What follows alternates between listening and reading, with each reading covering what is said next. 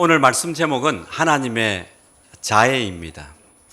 우리가 잘 아는 그 자자는 아닙니다. 자식할 때 자자입니다. 바꾸어 말하면 하나님의 자녀 사랑. 요한일서 4장 11절을 다시 한 번 더 함께 읽어보면 좋겠습니다. 시작. 사랑하는 자들아, 하나님이 이같이 우리를 사랑하셨은즉 우리도 서로 사랑하는 것이 마땅하도다. 하나님이 이같이 우리를 사랑하셨은즉.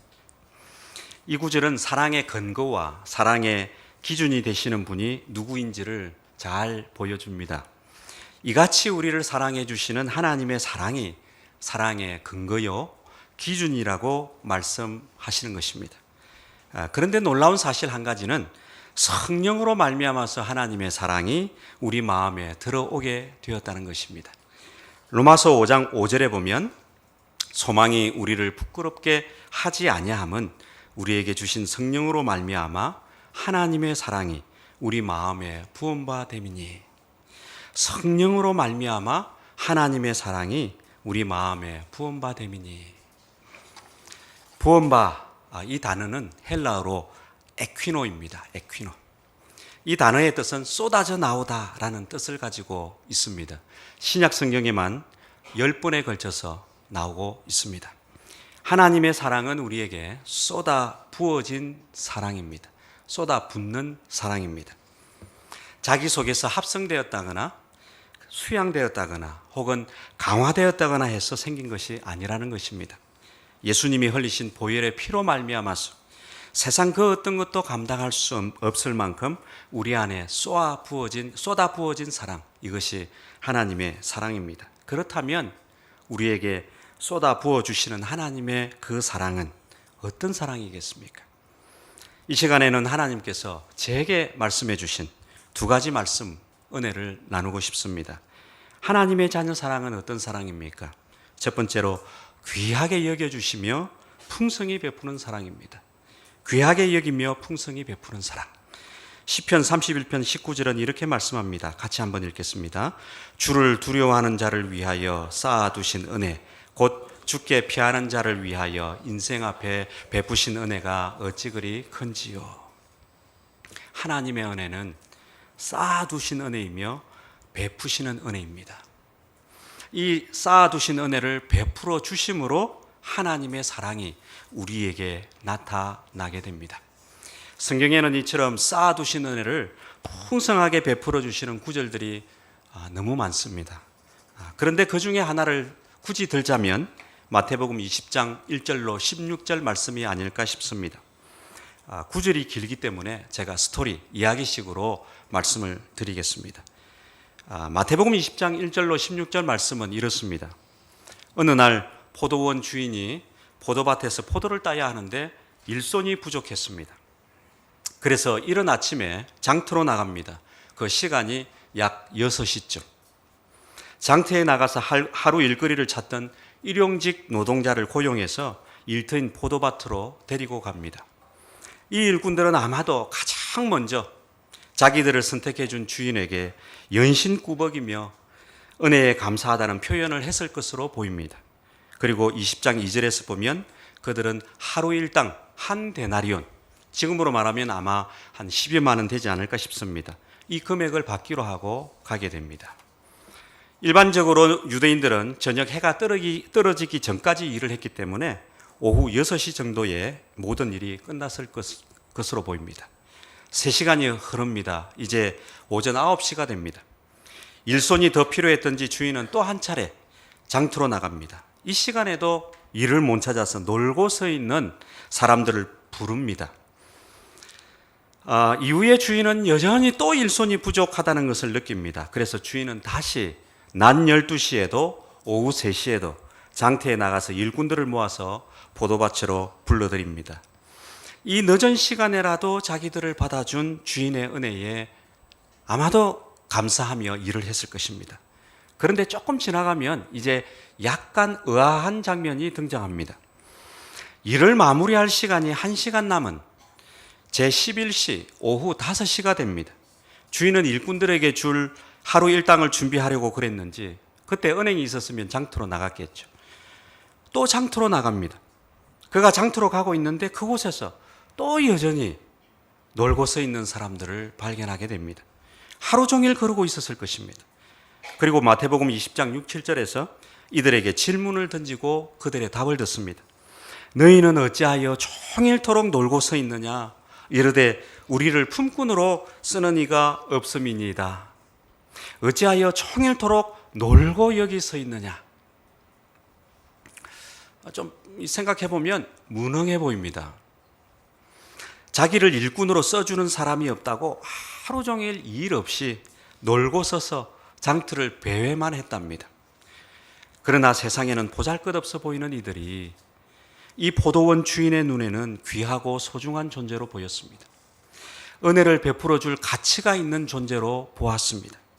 무능하다고 보는 세상의 시선에도 불구하고 파장할 시간이 1시간도 채 남지 않은 시간인데도 불구하고 그들을 데려다가 일거리를 안겨줍니다.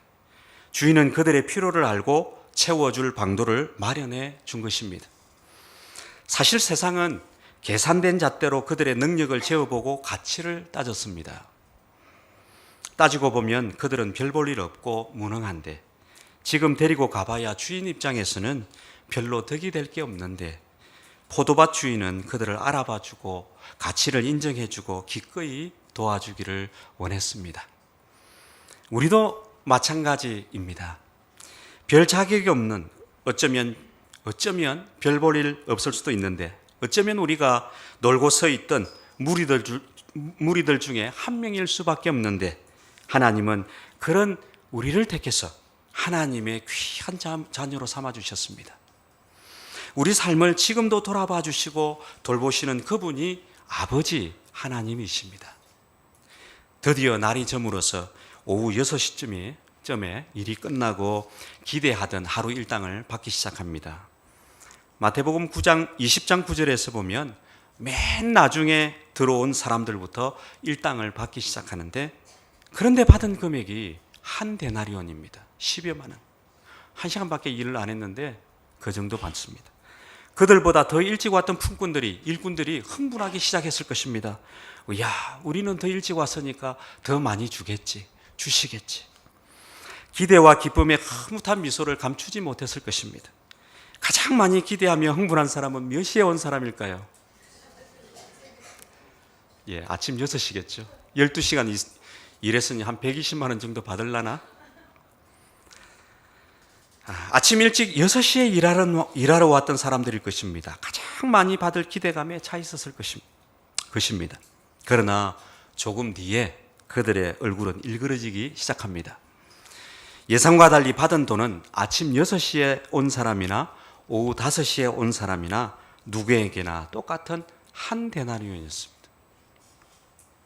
마태복음 20장 11절로 넘어가면 이제 미소는 완전히 사라집니다. 오히려 원망의 소리가 커집니다. 이곳저곳에서 불만을 표출합니다. 아니, 이게 말이나 되는 일입니까? 1시간 일한 사람을 12시간 일한 우리와 똑같이 취급하다니요. 그런데 사실은 주인이 일하기 전에 미리 약속한 대로 한 데나리온씩을 준 게 맞습니다.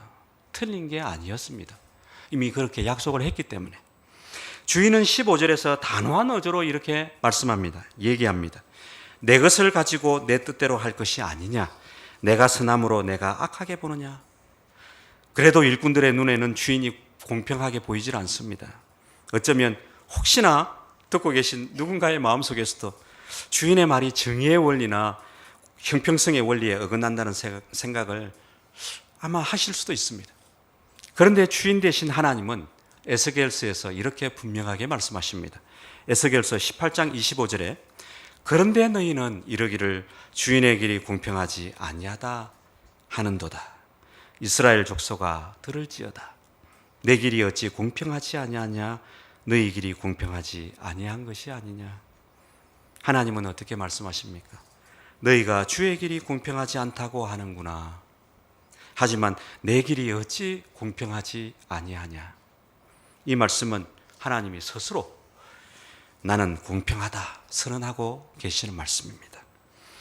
주인 되신 하나님은 공평하다고 이렇게 말씀하시는데 왜 일꾼들은 그 주인을 향해서 불공평하다고 원망하는 것일까요? 주인과 일꾼들 사이에 어떤 차이가 있길래 이토록 다르게 생각하는 것일까요? 저는 2005년에 하나님의 은혜로 천안단국대학교 사역을 시작했습니다. 어느 날 백석대에서 전도 중에 사회복지과 학생을 만나서 복음을 전하게 되었습니다. 그 학생은 복음을 진지하게 들었습니다. 그리고 성령님께서 마음을 열어주셔서 예수님을 구주로 영접하는 은혜가 있었습니다. 오랜 기간 교회를 다니던 청년이었지만 구원의 확신이 없어서 늘 고민하고 있던 차에 하나님 말씀으로 구원의 확신을 갖게 되었다고 아이처럼 기뻐하고 감동하는 그의 모습을 지금도 잊을 수가 없습니다.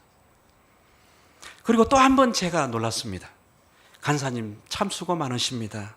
사역에 마음을 드리고 싶습니다 하면서 호주머니에서 종이돈 10,000원을 꺼내면서 제게 주는 것이었습니다. 지금까지 복음을 전한다고 첫 만남에 돈 10,000원을 꺼내서 주는 사람은 보질 못했습니다. 제가 순간 당황했습니다. 그래서 아니 괜찮습니다. 그런데 그 형제가 또 이런 얘기를 했습니다. 제가 이게 잊을 수가 없는 이벤트였습니다. 주님 안에서 우리는 한 가족이잖아요. 주님 안에서 우리는 한 가족이잖아요. 진짜 얼마 안 되지만 사역에 조금이라도 제 마음을 보태고 싶습니다. 그래서 그 형제가 1년 동안 저희 집에서 제자 훈련 받았습니다. 홈생활을 했지요. 거기서부터 이제 함께하게 됐습니다. 진심 어린 마음으로 우리 가족이라며 건네준 많은 한 장. 귀한 복음을 전하는 수고를 한다고 첫 만남에 이렇게 자신의 물질을 드리고 싶어하는 마음이 너무 고마웠습니다. 지금도 그날 경험한 주님의 은혜를 생각하면 미소가 절로 나오고 감사가 절로 나오고 있습니다. 우리 하나님은 아버지로서 우리를 한 가족으로 받아주셨습니다. 자신의 보배롭고 소중한 자녀로 여기십니다.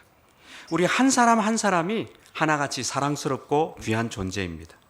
10손가락 깨물어 아프지 않은 손이 없듯이 자기 자녀들을 향해서 차별 없이 풍성하게 채워주고 싶어 하시는 분, 그분이 아버지 하나님이십니다. 그런데 때때로 우리가 주 안에서 한 가족이라는 사실을 놓치게 될 때에 허물이 더 크게 보이고 또 허물에 대해 덮어주기보다는 허물을 드러내는 말을 먼저 하기도 합니다. 저울질 해봐서 대우가 다르고 자신과 좀 차이가 있고 다르면 힘들어하고 불평도 있습니다. 연약하기에. 남처럼 보니까 이해할 수 없고 기분도 상합니다. 직장을 다니는 한 딸을 둔 병을 앓고 있는 어머니가 계셨습니다. 어머니가 병을 앓고 있었기 때문에 딸이 하루하루 일당을 받으면서 재봉틀 공장에서 일을 했습니다. 어느 날 딸이 너무 지쳐서 몸이 아프니까 직장을 못 나갔습니다. 그래서 어머니는 딸아이에게 잠깐만 다녀오겠다 하고 밖을 나갑니다. 병든 몸을 이끌고 딸이 근무하던 공장으로 가서 딸 대신 일하게 해달라고 사정사정해서 겨우 일을 하게 됩니다. 시간이 흘러 오후가 되어서 한 아가씨가 들어오게 됩니다. 저 멀리 떨어져서 보니까 재봉틀 하나에 앉아서 그 아가씨가 일을 하는 것이 보였습니다. 드디어 하루 일과를 마치고 일당을 받는 시간이 되었는데 오후에 왔던 아가씨와 어머니가 일당으로 같은 금액을 받게 되었습니다. 갑자기 저 맨 뒷줄에 서 있던 어머니의 마음이 상했습니다. 불합리하고 불공평한 대우에 불평하고 기분이 아주 나빠졌습니다. 그런데 그 아가씨가 돌아서는 순간, 그리고 그 아가씨의 얼굴을 보는 순간 그 상한 마음, 불공평하다고 생각한 마음이 일순간에 사라졌습니다.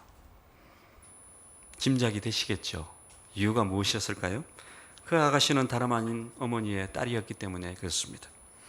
이제는 어머니가 일당을 준 사람에게 은혜를 베풀어 주셔서 너무 감사하다고 인사를 하기 시작합니다. 오후에 왔는데도 제 딸에게 온전한 일당을 주셔서 너무 고맙다고 고개 숙여서 고맙다는 인사를 여러 차례 반복합니다. 내 사랑하는 딸, 내 사랑하는 가족이니까 딸이 다른 사람들보다 짧게 일하고도 더 받게 된 것이 이제는 불평거리, 원망거리가 되지 않았던 것입니다. 이해가 가지 않는 일도 아니었습니다. 그저 감사거리, 감격거리가 되었습니다. 하나님은 우리를 남이라 하지 않으시고 가족이라고 하십니다.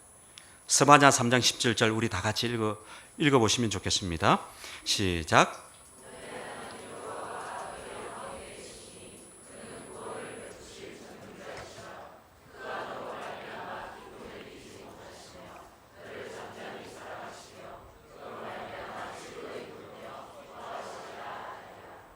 네, 지금 내 처지가 어떠하든지 그것은 문제가 되지 않습니다.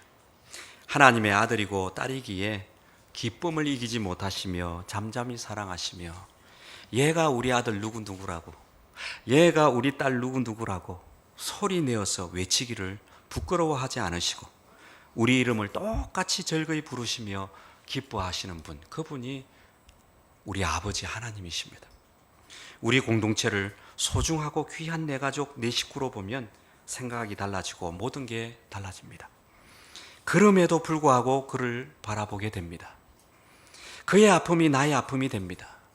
은혜가 내 것이었기 때문에만 즐거워하는 정도의 삶에서 나와 전혀 상관없는 그에게만 주신 은혜라도 신나하고 기뻐하는 삶으로 바뀌게 됩니다. 한 가족이니까 그렇습니다. 우리는 하나님 나라의 한 가족입니다.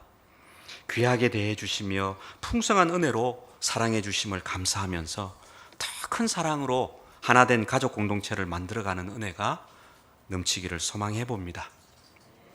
이제 두 번째로 나누기를 원하는 하나님의 자녀 사랑은 생명과 바꾼 사랑입니다. 너무나 익히 아는 사랑이지만 한번 되새겨보면 좋겠습니다. 생명과 바꾼 사랑.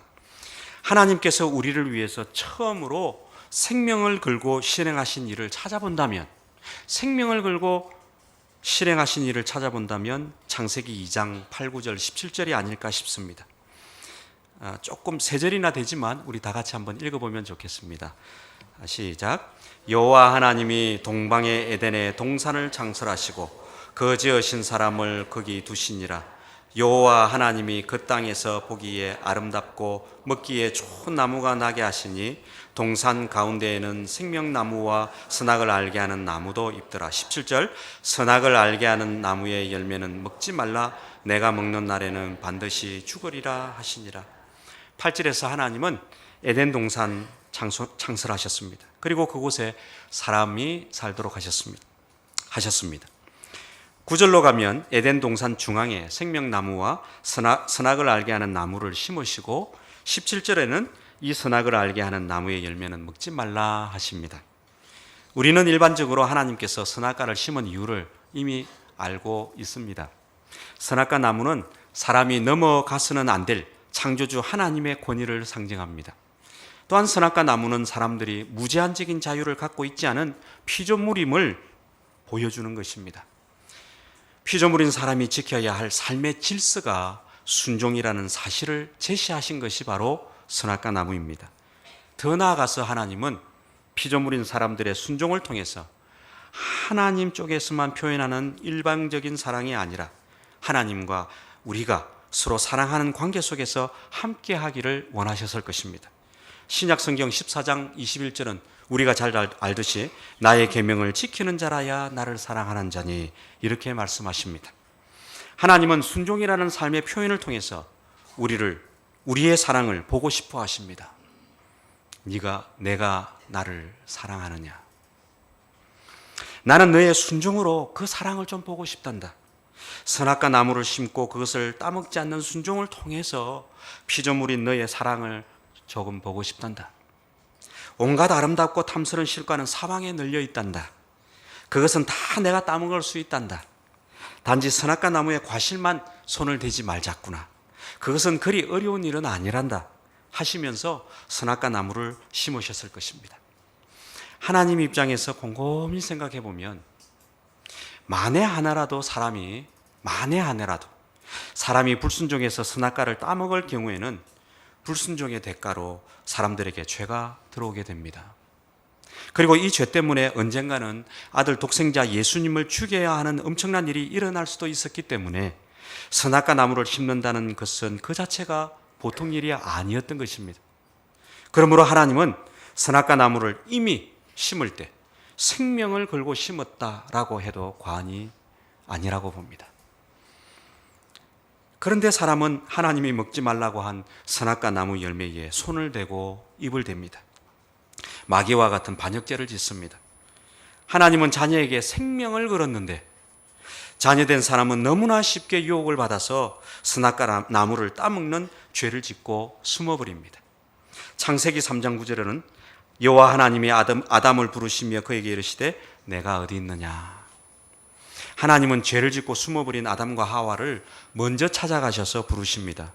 죄의 흔적을 지울 수는 없지만 그들을 불쌍히 여겨주시며 벌거벗은 수치심을 가려주고 싶으셨습니다. 그들을 긍휼히 여기시고 직접 가죽옷을 지어 입혀주셨습니다. 사랑의 출발점은 긍휼입니다. 아담과 하와 이후의 인류는 부끄러운 죄 문제를 하나 가득 안고 하나님을 향해서 변덕스럽게 살아왔습니다. 그런데 하나님은 정반대로 사셨습니다. 여전히 자기 사람들에게 마음이 집중되어 있었고 긍휼을 여전히 잊어버리지 않고 계셨습니다. 죄를 짓고 변덕스러운 삶을 살아가는 우리 사람들과는 달리 하나님의 약속은 인류를 향해서 여전히 언제나 신실하셨습니다. 민수기 23장 19절 같이 한번 읽겠습니다. 하나님은 아니시니 거짓말을 하지 않으시고 인생이 아니시니 후회가 없으시도다. 어찌 그 말씀하신 바를 행하지 않으시며 하신 말씀을 실행하지 않으시랴. 하나님은 자신의 약속을 무효선언하지 않으십니다. 하나님의 때에 반드시 실행하시는 신실하신 분이십니다. 이렇게 신실하신 하나님은 생명을 걸기 위해서 드디어 약속대로 예수님을 이 땅에 태어나게 하셨습니다. 신명기 10장 21절 그는 내 찬송이시요 내 하나님이시라 내 눈으로 본 이같이 크고 두려운 일을 너를 위하여 행하셨느니라. 크고 두려운 일을 너를 위하여 행하셨느니라. 예수님이 받으실 십자가 형벌은 사실은 크고 두려운 일이었습니다. 예수님은 이 크고 두려운 일을 위해서 이 땅에 오셨습니다. 예수님은 육신의 아버지가 목수였기 때문에 나무와 대목과 망치를 보며 자랐을 것입니다. 그리고 예수님이 죽음을 맞이할 그때도 심판의 도구인 나무와 대목과 망치가 놓여 있었고 그것을 또 봤을 것입니다. 예수님은 자라가면서 수많은 생각을 하지 않으셨을까요? 언젠가는 자신이 죽게 된다는 사실을 알고 계셨던 분으로서 나무와 대목과 망치를 볼 때마다 십자가의 고통을 생각하며 얼마나 마음이 힘드셨을까요? 그러나 크고 두려운 심판의 고통도 주님의 사랑만큼은 못 박지를 못했습니다. 주님은 자신의 무거운 십자가 짐에는 아랑곳하지 않고 오로지 우리의 무거운 죄의 짐을 해결하기 위해서 집중만 하셨습니다. 3년 반 동안 예수님을 따르던 제자들이 차디찬 배신을 하게 될 때도 어제의 지지자들이 위협하는 군중들로 돌변하게 될 때도 갖가지 조롱과 멸시를 당하시고 등판을 채찍질 당할 때마다 살점들이 떨어져 나가고 등판이 걸레조각처럼 너덜너덜하게 되어서 처참하게 되어갈 때에도 우리 주님께서는 예수님께서는 그때에도 여전히 분노하지 않으셨습니다. 우리의 죄의 짐을 지시고자 하신 마음을 전혀 바꾸지 않으셨습니다. 언덕 꼭대기에 예수님은 벌거벗긴 채로 수치스럽게 십자가에 눕게 됩니다. 15cm에서 20cm 정도 되는 대못으로 양손과 양발을 박습니다. 마취도 하지 않은 채 망치로 대못을 사정없이 내리칩니다. 생살이 찢기고 피가 튀기고 뼈가 으스러져 부서지고 이제 신경까지 끊어질 때 온몸에 전달된 고통과 죽음의 전율은 이거는 상상 불가하리라고 생각됩니다. 6시간 동안의 어마어마한 이 고통 얼마나 심각했을까요? 하지만 죽음이 임박한 비참한 고통 속에서도 예수님은 끝까지 약속한 십자가의 길을 걸어가셨습니다. 오로지 우리가 해결할 수 없는 그 무거운 죄의 짐을 해결하기 위해서 예수님은 모든 것을 바쳐서 집중하고 헌신하셨던 것입니다. 로마 병사의 창자루가 도살장 동물을 팍 찌르듯이 예수님의 옆구리에 세차게 박힐 때 드디어 예수님은 물과 피를 쏟아시며 끝내 숨을 거두십니다. 하나님 우리의 아버지는 자기의 하나밖에 없는 아들을 이처럼 처참하게 죽는 데까지 내어놓으셨습니다. 우리의 모든 죄와 허물을 대신 담당하게 하시기 위해서 자신의 전부인 생명을 거셨던 것입니다. 이것이 생명을 건 사랑, 하나님의 조건 없는 사랑, 무제한적인 사랑입니다. 왜 하나님은 예수님으로 하여금 이런 죽음의 고통을 당하게 하셨습니까? 왜 하나님은 예수님이 조롱과 멸시 천대를 받도록 하셨습니까? 왜 하나님은 예수님으로 하여금 고난과 죽음의 길을 걸어가게 하셨습니까? 베드로전서 2장 24절은 하나님께서 이렇게 말씀하십니다. 친히 나무에 달려 그 몸으로 우리 죄를 담당하셨으니 이는 우리로 죄에 대하여 죽고 의에 대하여 살게 하려 하심이라. 그가 채찍에 맞음으로 너희는 나음을 얻었나니. 예수님은 우리 죄를 담당하시려고 친히 나무 십자가에까지 달리셨습니다. 우리 죄를 담당하시려고 그분은 생명을 거시는 사랑을 하셨던 것입니다. 찬송가 252장 찬송가사처럼 나의 죄를 씻기는 예수의 피밖에 없네. 나를 다시 정케 하기도 예수의 피밖에 없네. 예수의 흘린 피 날 희게 하오니 귀하고 귀하다 예수의 피밖에 없네. 예수님이 십자가에서 흘리신 보혈만이 우리를 구원할 수 있음을 믿습니다. 우리의 죄는 너무나도 진하고 진해서 다른 그 어떤 것으로도, 다른 어떤 대체할 만한 것으로도 치울 수 없고 씻을 수 없습니다. 예수님의 십자가 죽음의 피로만 진하디 진한 우리의 죄를 씻을 수 있었기에 죄송합니다. 예수님은 자신의 생명을 내려놓았던 것입니다. 예수님이 자기 생명과 바꾸어서 죄인된 우리를 살리려 하신 그 사랑, 바로 그 사랑이 생명과 바꾼 사랑입니다. 그런데 이 시점에서 한 가지 물음이 생깁니다. 생명과 바꾸기까지 사랑한 하나님의 사랑에 대한 우리의 반응은 어떤가 하는 것입니다. 한 번쯤 생각해 봅니다.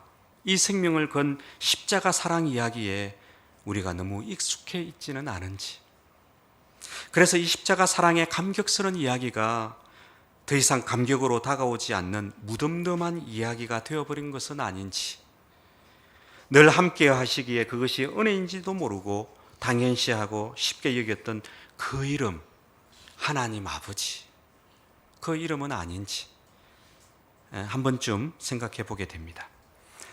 동영상 하나를 준비했습니다. 이 동영상은 어린 자녀를 둔 아버지들에게 아빠의 역할이라는 설문조사에 답변하는 몰래카메라 영상입니다.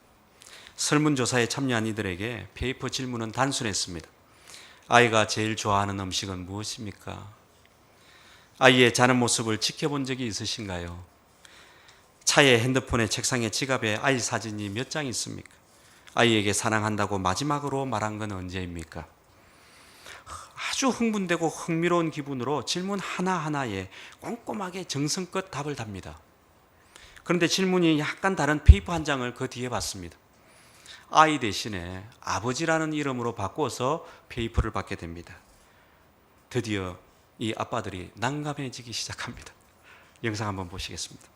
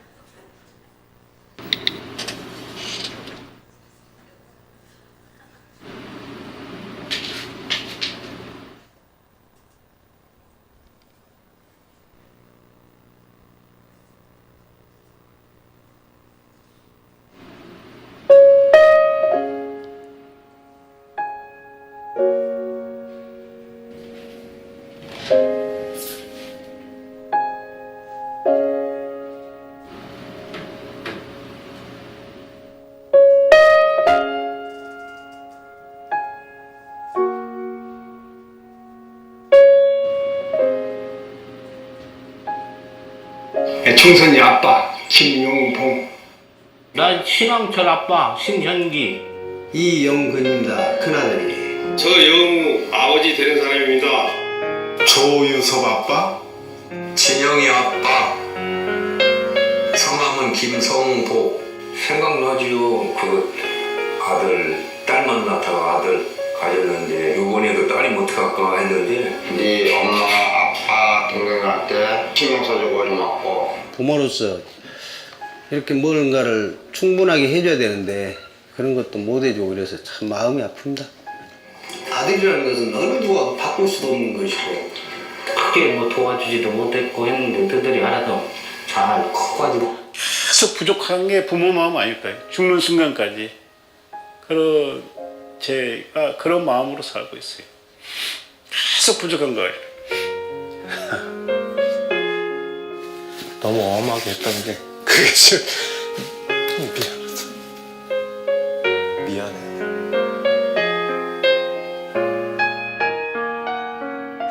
항상 내가 부족하고 항상 미안해요. 걔한테. 미안하다 참. 모든 것이 부족하고 못 가르치고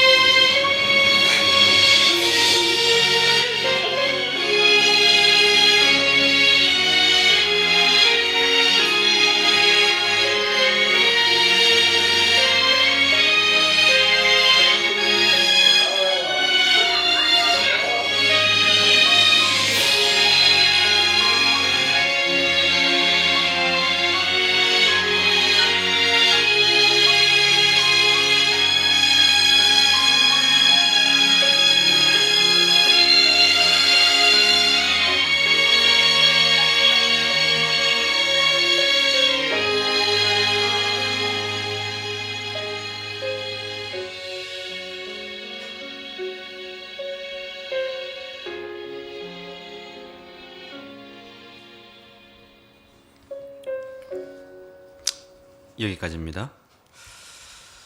아버지 대신에 어머니를 넣어서 질문해도 무방할 것 같습니다. 아버지, 어머니에게 사랑한다고 마지막으로 말해본 건 언제인가요? 아버지, 어머니가 제일 좋아하는 음식은 무엇입니까? 최근에 아버지, 어머니를 안아본 적이 있나요? 언제 안아봤는지 기억이 나질 않습니다. 이들은 가슴이 먹먹해집니다. 아버지, 어머니의 주무시는 모습을 지켜본 적이 있으신가요? 차에, 핸드폰에, 책상에, 지갑에 아버지 또는 어머니의 사진이 몇 장이나 있나요? 생각해 보니까 아버지에게 무심하고 못난 아들인 것 같아서 죄송하고 마음이 미어져 옵니다.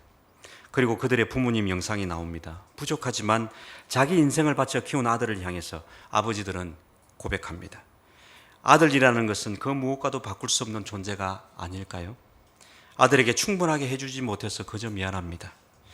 마음같이 뜻대로 잘해주지 못해서 그저 부족해서 미안하다 미안하다 그렇게 하십니다. 자식 잘 되라고 음하게 키웠는데 그것도 지나고 나서 돌아보니까 마음 아파서 미안해합니다. 계속 부족한 게 부모 마음이더라고 합니다. 죽을 때까지 자식에게 부족할 것 같다고 합니다. 자식을 향해 있는 부모님, 이것이 우리 부모님의 사랑입니다.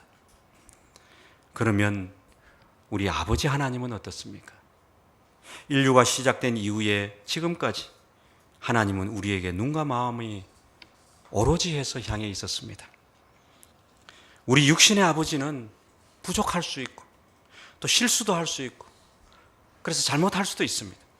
그런데 하나님 아버지는 수천 년간 단 한 분도 우리에게 실수도 하지 아니하시고 눈을 떼지도 않으시고 손을 거두시지도 아니하셨습니다. 오로지 우리에게 전무를 올인하신 분이 바로 우리 아버지 하나님이십니다. 시편 139편 9절 10절 내가 새벽 날개를 치며 바다 끝에 가서 거주할지라도 거기서도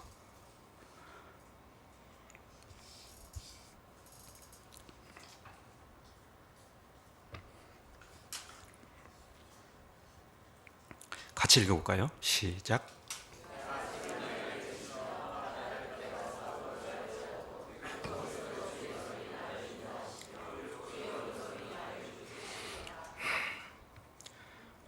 하나님은 언제나 하나님의 손으로 우리를 인도하셨고 우리를 붙잡아서 지금도 이끄시고 계십니다.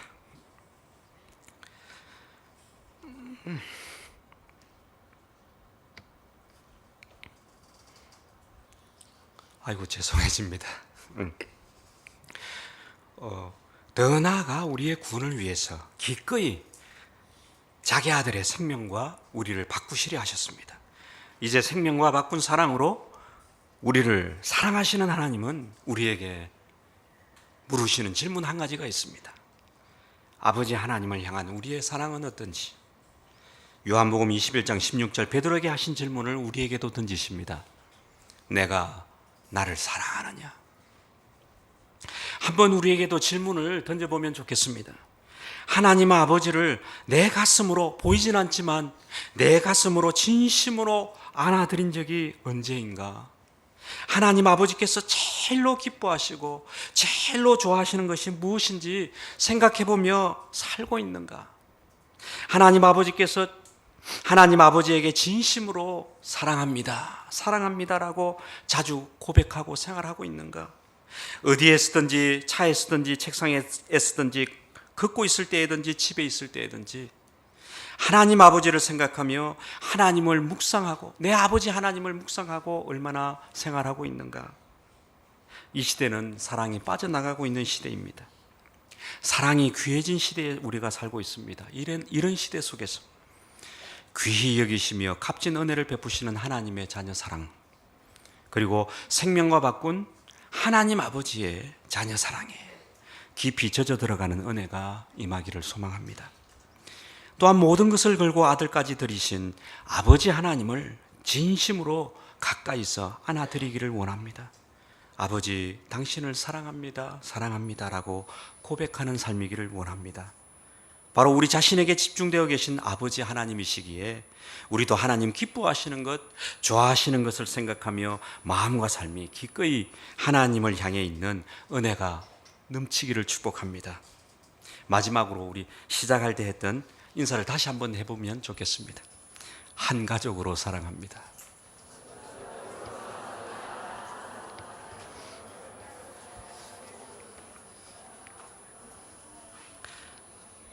예, 하나님의 그 조건 없는 값진 은혜, 사랑을 우리 기억하면서 하나님의 조건 없는 사랑 함께 찬양하면 좋겠습니다.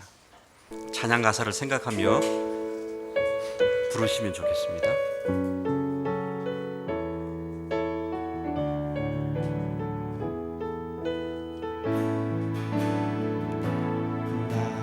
기가 막힌 웅덩이와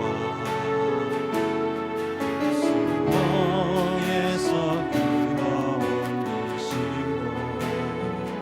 내 발을 반석 위에 두신 하나님의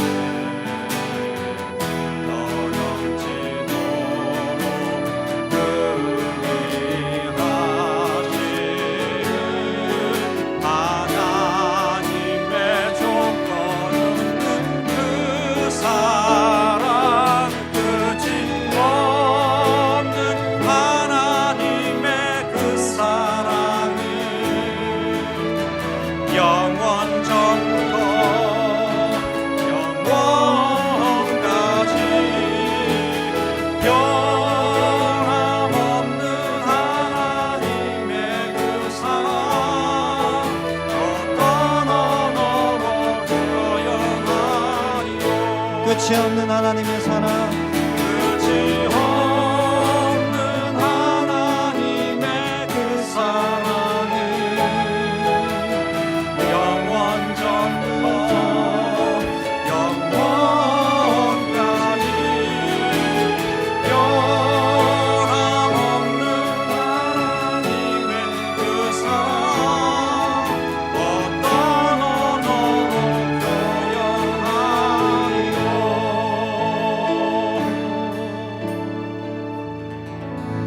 기도하시겠습니다.